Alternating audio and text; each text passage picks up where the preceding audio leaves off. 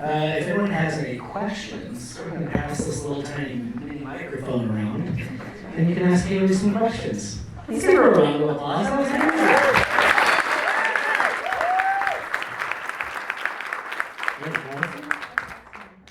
Thank you so much. That was really inspiring. I needed to hear that today in a big way. I have a question about something you said at the beginning about art school. You said it crushed you, and you didn't give any details. I went to conservatory, and it was also crushing. Oh, really? I'm not going to tell you my story. Yeah. So my preferred medium was photorealism. So I grew up just really hyper-focusing on detail and realism and painting and drawing, and that was what I loved, right? I'm a classics kind of person rather than modern art, I would say. And in the, what would it have been, early 2000s, at art school in London, they didn't want to see that. They wanted to see a video installation or a random something, a coat hook on a wall and a plaque explaining what it was, you know. And no shade if anyone in here does those random things, but for me that didn't, I felt like I was constantly pushing and trying to say, like, this is the thing that I have trained my whole life for. There is technical skill in what I'm doing. And it was always just kind of overlooked in terms of, oh, but what's, you know, I remember I toured an art school that I was thinking of going to, and the headlining piece there was a video screen of a woman laying on a floor with her head up the chimney of a house. And that was it.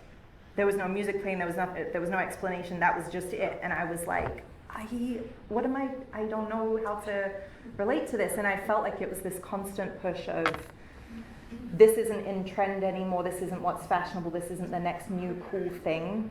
And I felt very uncool, you know, like, which shouldn't be a factor in determining your education for sure, but it felt like that the technical skill was never appreciated. It was always about what's the edgiest thing we can come up with. And so, you know, the process of creating something and putting your heart and soul into it, and you stand in front of a room of your peers, and your lecturer is just like, no, boring next, like literally, boring next. I'm like, oh. crushed. And so, you know, like, you're still figuring things out. Like, you're still a kid when you're we go like 18 through 21, you know, like, it's hard, especially the vulnerability of creating something, not to say that you can't take criticism or feedback, but just that it was always so, it felt like it was never even considered because that wasn't what they wanted to see. So I put my pencils down and I have not really drawn since, which is a shame. So.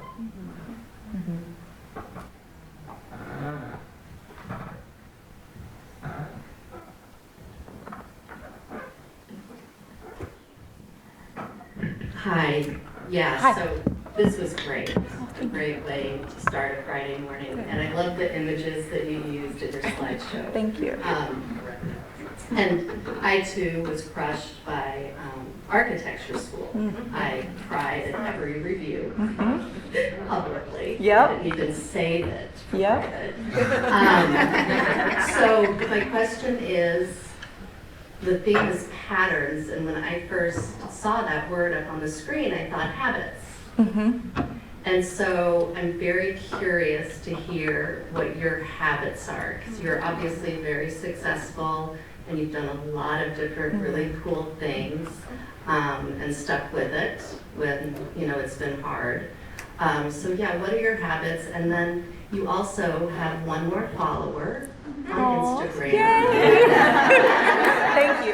You have my email. Awesome. And you're the I best. promised to buy jumpsuits from you. Thank you. She's not paid, I swear. Like, I don't even know this person. That's awesome. Thank you. I appreciate it. So in terms of habits, I feel I have, in 2020, when everything burned down and I went through that, oh my God, what the hell am I going to do? How am I going to fix this? I started therapy. And that has probably been my most consistent, what I would consider to be a wellness benefit. I go every 2 weeks and have done for the last 4 years. And I think that outlet for me if nothing else, is an opportunity to spend an hour every couple of weeks just processing. Because it's really easy to just be doing the thing, and this thing's done, move on to the next. And never really spend any time reflecting on what your needs are, if you're happy, if you're fulfilled, if you're energized. And that has been a very consistent habit for me. I am working on better sleep habits. I think that, especially when you're a parent to young kids, there is a tendency, this is my worst habit, is I'll get the kids to bed and I'll think I should go to bed right now. And I don't. I doom scroll, till 1 in the morning, because I just need that few hours of nothingness. And so I think I have some work to do in terms of sleep habits and also movement habits. I am not good I will sit at my desk hunched over like a shrimp all day. I did that yesterday working on these slides from 5 a.m. until 9 p.m. I was like, oh, you should maybe stretch a little. So trying to build better habits in terms of movement and exercise and things like that. But also surrounding yourself with good people is probably the best habit you could form. And I think that circles back a little bit to the intuition and the feeling in your body around people. Who are the people that energize you, where you come away from sitting with them and you think, oh yeah, she's the best. Who is that person in your life? And spend more time around those people, because I think that's probably better than any therapy session, is friendship and community and being deeply connected to the people around us. I think there's one thing that came out of the pandemic. It was just that sudden loss of all of that connection, and even just losing the opportunity to gather like this and be inspired and talk and share experiences of terrible art schools and architecture schools. Now we can do that again. So, yeah. I have a question about size inclusivity. Yeah. Will you offer talls? Because that seems to be the biggest issue with jumpsuits, and I will also be your second host. Yes. So as I've been going through this process of researching, I had a lot of thoughts and my own experiences with clothing, and what I learned is that there is no universal size chart. And so that's why you fit so differently across clothing brands, right? I can be anything from a size 10 to an 18. The numbers mean nothing, right? And a big part of the reasoning for that is because they'll often fit to a size small or a size medium, and then they'll just add 2 inches in either direction. It's well, there's your identikit human being body. And that's not how humans work, right? It's not how bodies work. And so part of the research of this next year is taking measurements from real women. As many women will give me their measurements, to build a size chart that actually reflects real bodies and isn't just a number. And so the goal is to have it be size extra small through 5X as standard, and eventually have tall and petite versions. But it may be that if we measure everyone and everyone's actually needing that longer torso length, because it is a common complaint, that maybe that will just be kind of a more standard fit for us. So that's part of the research project over the next year, is to figure out what those sizes look like and what people want. All right, one more question. Somebody up here? Oh, hi. I was going to ask if you could also make a jumpsuit suit for short people. So. Yes.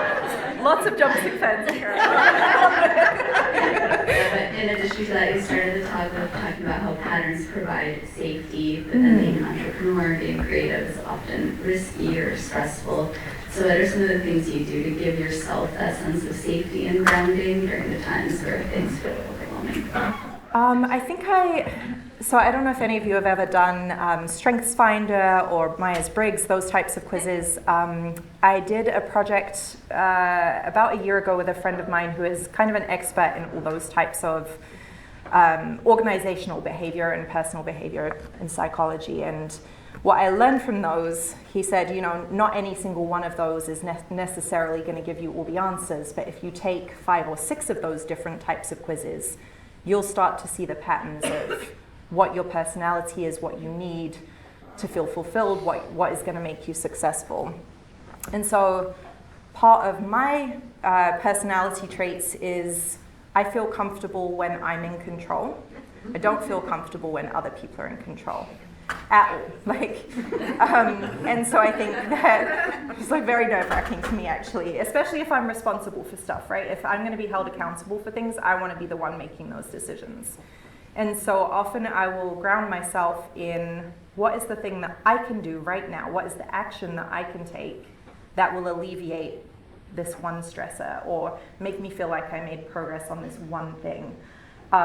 Sometimes, being an entrepreneur is financially very insecure. My business in particular is very seasonal with the markets. So we make 75% of our revenue in November and December. And then, the rest of the year it's just like, ooh, like a little patchwork of what can I pull together kind of thing and planning. And so financially often I feel sometimes not out of control, but I'll try to do things that make me feel secure in that way. What is the one project I could do that I could bill for right now? What is the one event that I could list that would get me money in the door tomorrow so I can pay this bill on Monday? And so I feel like it's very action-oriented for me. All right, that's all the time we have for Q&A. Thank you, Hayley.